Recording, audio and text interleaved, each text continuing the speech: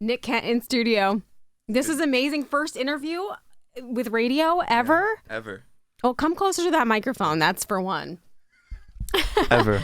Wow. Yeah. Well, are you nervous at all?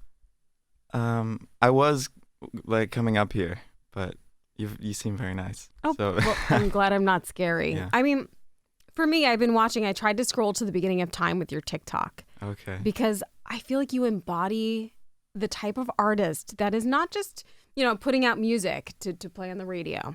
Yeah.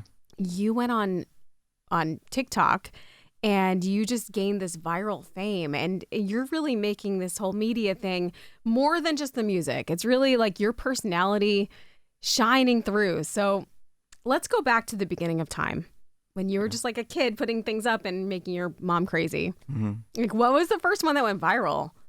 So it wasn't even on my account. I didn't have TikTok downloaded, and my friend, it was freshman year of college in the spring, and he posted a video of me just like in my dorm, and it blew up. And so I took over his account and just kind of started posting, because it was crazy to see, like, I had been posting covers on Instagram for a long time and just trying to like break through to like show people, and then TikTok just showed it to so many people so quickly. So I was like, oh wow. So for you, was it like not about the music at first, or was it, because I think the one that went viral, wasn't that you just lip syncing? Yeah. Well, yeah. So I was posting these covers on Instagram all through high school, just trying to like, and I think I got to like 8,000 followers. And then overnight, because I linked my TikTok to my Instagram, I got like 20,000 followers. So I realized you gotta like, it's a blend of, I think, showing people who you are, and then also kind of Actually having talent. Yeah, it's like, because the music is who I am also, so it makes sense that it would all be like one package. But, Okay, so let's rewind, because you're from Oregon, yeah. right? So you grew up surfing and you were making music and you play multiple instruments, right? Guitar and piano? Yes. Yeah. I started guitar with my dad when I was 8. And then he kind of dropped out after like 3 years, and I just kept going. And then I started piano, and eventually I started taking like actual voice lessons, and that really opened things up, because you don't know how much of it's like a muscle, like the way you work it and you grow and you like understand it better. So like, when did you start writing your own music? I kind of started playing around with it in high school, and one of my good friends growing up got into production, so we would record songs, and we actually put 2 of them out.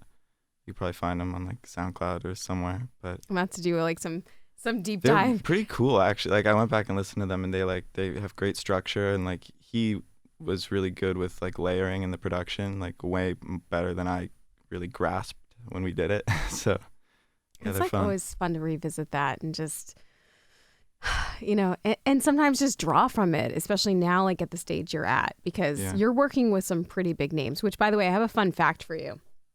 Pooh Bear was actually the last interview. You remember, he was the last interview that I had in our old building, this Oh, wow. place we called home for, I don't know how many years we were there in Tribeca, but he was like, it was such a special time. He came in here and I'm like, oh my God, this guy is the warmest and most friendly, talented guy who has worked with everyone under the sun. So what put you on his radar? My label actually just had a connection with him, and I think they sent through some of the stuff, and he liked it. And yeah, I mean, he is one of the coolest people I've ever met in my life. I mean, Has he given you the water yet? the water? Yeah, he Oh, has like H Factor. He had it delivered to the studio. He was my like, gosh. "Do you guys have water here?" Like specifically, he was like, He's like- hydrogen water. Yeah, he is really all about people being hydrated. Yeah, yeah. That's so cool. No, and it was good. I really liked it. Yeah. That's so neat. Yeah. So wait, how did you get signed? How did you get discovered initially? Well, first I was signed with BMG over in the UK, and that just happened. I was reached out to over social media. I think they just saw some of my stuff, and that really opened up the doors to writing with people and like collaborating. And then I moved to LA, and I separated with BMG, and I was kind of just meeting people and working with friends and trying to just develop and see what happened. And then I met Josh, who is essentially my manager, and he connected me with the label, the small independent label, and they've been incredible. They just having support like that is so valuable, especially in like this kind of world where it feels so. It's like so it's very fast. unstable. Yeah, I mean, you're just like constantly trying to see what's real and what's, you know, We you were just just we were just talking about how quickly people consume things. Like yeah. just because we're so used to this short form content, do you feel like you need to shape yourself as an artist to that, to capture people's attention in a faster way? I mean, I guess you're kind of a master at it because like every single one of your videos has gone, you know, like I want to say millions of views. There's so many. Yeah. I think in like being in that for so long, I kind of realized how important it is to just be like real, and I think that shines through a lot more than just going for like a snippet or like something that will have like a momentary like fire behind it, cuz I think what people really connect to is like truth. And I don't know. I think that can be in like a shorter form, or it can be something that's kind of longer. And I think if it is real, people will take the time to connect to it. Yeah. Well, let's talk about Committed then. Oh yeah. Because I feel like this is such a mature outlook Mm. for someone who is very young.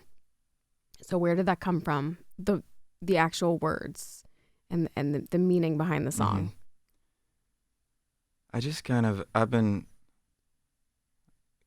know. I realized I needed to just take myself and what I'm doing seriously, I guess. I think like a lot of people, I kind of have a habit of discounting things that I'm doing to try to like safeguard myself, because you don't if you're not What, like really imposter trying. syndrome? Well, it's more so just like if you're not really trying, you can't like really fail at something. So it's like I just realized I wasn't giving it the attention and the time and the commitment that it needed. It being just like my life and like my creative life, and like whether that's like doing an hour and a half of vocal warm-ups every morning, or like really posting on social media and trying to be real and not just like something that's safe. That makes sense. Yeah, I know. Yeah. Like, because it's like, oh, I have to post every day or they'll forget about me. Yeah. So let me just post my dinner. Mhm. Like, you want the content to be more than that. Yeah. Yeah. It's just hard. It's hard to like I'm very bad at being I